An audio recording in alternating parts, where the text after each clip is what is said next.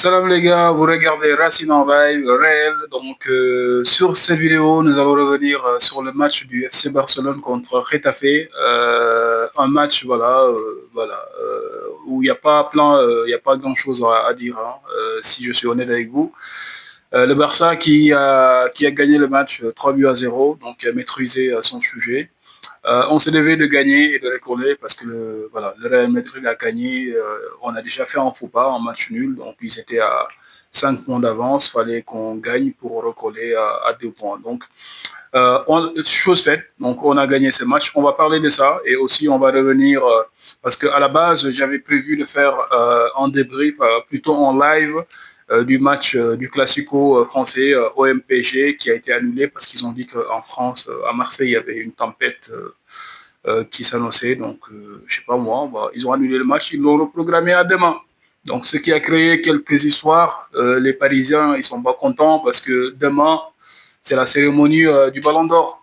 Pas mal de Parisiens sont nominés, Dembélé, Hakimi, Vitinha, j'en passe. Donc, ils sont pas contents parce que voilà, ils ne savent pas comment ça va se passer parce qu'ils doivent jouer ce match. La cérémonie se passe à la même heure. Du coup, ils sont rouges de colère actuellement là, ce qui peut se comprendre, mais en tant que supporter marseillais, on s'en fout un peu. Donc, si je suis honnête avec vous. Du coup, on va revenir sur ça. Dans un premier temps, donc, on va parler du match de Barça contre Getafe. Comme je vous ai dit, hein, donc, on se devait de prendre les 3 points, de faire le plan, parce que comme on a déjà fait un faux pas, Real, voilà, il faudrait qu'on les tienne à bonne distance. Comme ça, on va pouvoir contrôler notre destin, c'est-à-dire gagner les matchs qu'on doit gagner. Donc, on ne doit pas faire des faux pas et laisser des points gratuitement.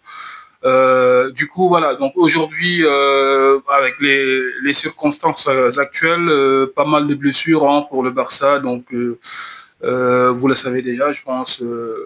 Yamal, Baldé, Kovacic qui a senti une gêne lors de notre match précédent. Pas mal de blessés, hein. On a pas mal de blessés. L'infirmerie commence à être pleine. Et d'ailleurs, à la fin de ce match, j'ai même vu Firmine qui était au sol. Donc, on espère que tout va bien pour lui parce que actuellement, ça commence à faire beaucoup, hein. Ça commence à faire beaucoup. Gavi aussi est blessé. Donc, l'infirmerie est presque pleine pour le Barça. Donc, du coup, euh, Hansi Flick était obligé de s'adapter, il a changé un peu le classement. Donc d'habitude c'est en 4-2-3-1. Aujourd'hui il a mis en 4-3-3 à plat. Donc avec Juan Garcia sur les buts. On a Eric Garcia et comment il s'appelle Christensen sur l'axe. Koundé et Gérard Martin, ils ont fait le taf. Donc derrière la défense en clean sheet, ils ont fait le taf. Donc on a un beau gardien derrière. Du coup, ça nous permet de faire des clean sheets. Voilà, ce que j'aime bien parce qu'en début de championnat, en préparation, tout ça, on prenait beaucoup de buts. Là, un peu moins. J'aime mieux ça que voilà, à chaque fois d'encaisser des buts. Et en plus, des buts, laisse tomber.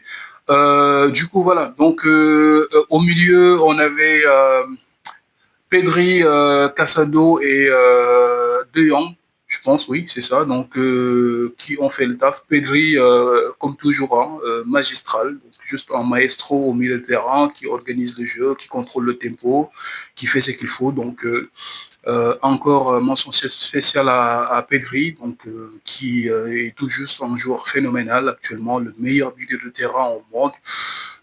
Que vous l'acceptiez ou pas, pour moi, c'est la vérité, hein. Donc, voilà quoi. Euh, donc voilà, un très bon match de la part de Pedri.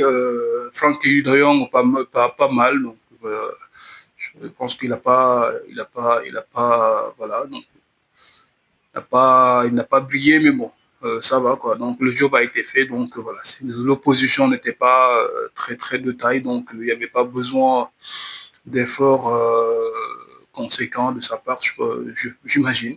Mais bon, en haut, il y avait Ferran Torres côté gauche, Lewandowski sur en pointe et Rafinha côté droit. Donc Ferran Torres qui fait un bon match, donc qui a marqué 2 buts, qui a claqué ses 2 buts. D'ailleurs, sur le premier but, une action bien travaillée. Euh, Très belle talonnade de Olmo.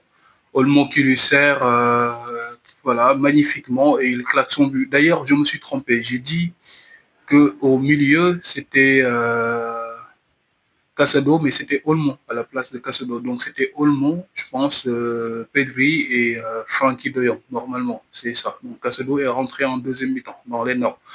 Du coup, voilà, donc très beau but de Ferran Torres. Le deuxième but aussi, il est pas mal. Donc Rafinha qui est lancé en profondeur à la limite de hors-jeu. Il n'était pas hors-jeu parce qu'il n'avait pas encore dépassé les milieux de terrain, qui sert très bien en profondeur à Ferran Torres. Ferran qui fixe son gardien et qui l'ajuste un geste d'attaquant pur. Donc on aime voir cela. Il aurait même pu marquer le troisième but, mais Ferran, c'est Ferran. Hein, vous savez, toujours il va nous faire du Ferran Torres. Donc voilà, on ne lui avoue pas parce qu'il a mis ses 2 buts. Le match a été contrôlé, on l'avait déjà dans la poche. J'ai très bien aimé la rentrée de Marcus Rashford qui est venu, comme je vous disais la dernière fois. Donc les 2 buts qu'il a marqués en Ligue des Champions vont lui faire du bien. Donc là, il a fait pas mal de choses intéressantes. Il était vraiment décisif dans ses choix et tout ça. Donc d'ailleurs, il fait une passe décisive sur le troisième but de Olmo. J'ai pas mal aimé donc la rentrée de Marcus Rashford, donc qui commence voilà à prendre un peu de confiance et ça on en a besoin. On a besoin de Marcus Rashford parce que comme je vous l'ai dit au début, on a pas mal de blessures, on aura besoin de lui. Donc voilà, en gros, c'était ça le match du Barça, hein, pas grand-chose à dire. Donc on a gagné le match, on avait besoin de gagner pour pas laisser les autres là s'échapper. On l'a fait, c'est chose faite. 3 points en poche, on recolle à 2 points du Real Madrid. Voilà, en attendant le Classico. Voilà, je pense que le championnat, comme l'année dernière, ça va se jouer là. Donc ça va se jouer sur le Classico, c'est pas sur ces matchs-là que ça va se jouer. Bah, même si c'est très important de gagner ces matchs-là, parce que quand tu perds de points, voilà, donc ça peut te pénaliser à la fin, mais bon, ça va se jouer sur les grands matchs, disons, donc les Classico, les Atlético de Madrid, donc sur ces matchs-là, c'est là où ça va se jouer. Mais voilà, c'était important de faire le plan, on l'a fait. Et voilà, on passe à l'événement du soir, l'OM PSG. Donc, le classico français reporté parce qu'il y avait une tempête annoncée à Marseille. Donc, bah, du coup, le match n'a pas eu lieu. Reporté à demain. Vous savez tous que la cérémonie du Ballon d'Or, c'est demain. Du coup, les Parisiens, ils sont rouges de colère actuellement là. Ils sont très, très mécontents. Ils ne savent pas comment ça va se passer. Donc la LFP, donc la Ligue française de football, ils ont programmé le match demain. Ils sont en train de les traiter de tocards, de n'importe quoi. Mais en tant que supporter du Marseille, nous, on s'en fout un peu. Hein. C'est pas notre problème. Hein. Ça, c'est pas notre histoire. Vous êtes mécontents, vous faites ce que vous voulez, là, c'est pas notre problème. Donc l'essentiel pour nous, c'est que venez demain, on va bien vous taper. Et voilà, après, si Dembélé il prend le ballon d'or et tout ça, là, c'est pas notre problème. En tout cas, moi, j'espère que le ballon d'or sera pour Yamal. Voilà, il le mérite, s'il le prend, il le mérite. Je veux rien entendre. Donc, il y a des gens qui sont en train de vouloir créer un scandale, soit disant que s'il le prend, ce ne serait pas mérité, blablabla, bla, bla, je sais pas quelle histoire là. Je ne sais pas d'où vous tenez cette théorie, mais Yamal, pourquoi il ne mériterait pas le ballon d'or au même titre que Dembélé, que Hakimi, que Rafinha et bien d'autres. Donc pourquoi? Vu la saison qu'il a fait, ils me disent qu'il n'a pas pris la Ligue des Champions, il n'a pas de... Mais quand même, il n'a pas de trophée. N'importe quoi, frère. Hein? Vous avez bien analysé la saison de Yamal l'année dernière. Il n'a pas pris de trophée, il a gagné un championnat. Ils me disent que des trophées individuels. Genre, il n'est pas meilleur buteur. Comment, frère? Le football ne s'arrête pas à ça, frère. Le football ne s'arrête pas à être meilleur buteur. C'est pas ça le football. Il faut regarder le vrai football. Tu vois ce que je veux dire? Le vrai football, le football plaisir, le football, tu vois, décanter des situations. Combien de fois il a été décisif, le petit? Par ses buts, par ses passes. par ses coups d'éclair, par ses coups de génie. Donc, il le mérite. Si on lui donne, pour moi, c'est mérité, hein, c'est pas volé. Hein. Après, vous pouvez penser ce que vous voulez, ça, c'est votre problème, c'est votre histoire, nous, on s'en fout. Hein. Voilà. Donc, l'essentiel, c'est que demain, même si vous voulez vous amener votre équipe nationale, je sais pas quoi, là, c'est pas notre problème.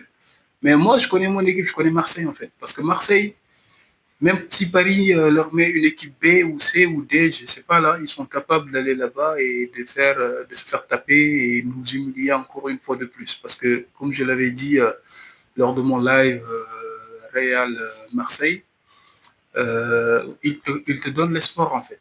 Ils te font croire qu'ils vont faire quelque chose et que là, que tu commences à croire, tu commences à avoir de l'espoir là, ils vont te lâcher. Et tu vas souffrir tout le temps, c'est ça Marseille, c'est l'histoire d'un supporter marseillais.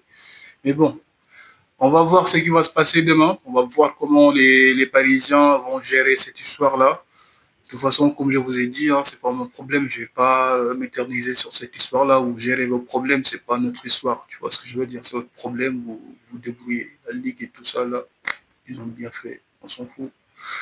Voilà, frère. C'était ça. C'est Racine en live réel. Donc, abonnez-vous, likez, activez la cloche de notification. Ici, on a les lives de Barça, Marseille, Sénégal. Essentiellement, c'est ça. Donc, si vous êtes intéressé par l'une de ces équipes, abonnez-vous, likez et activez la cloche pour ne pas manquer les prochains lives et les prochains débriefs. Sur ce, je vous souhaite une bonne soirée. Prenez soin de vous. And I'm out of here, guys. Bye.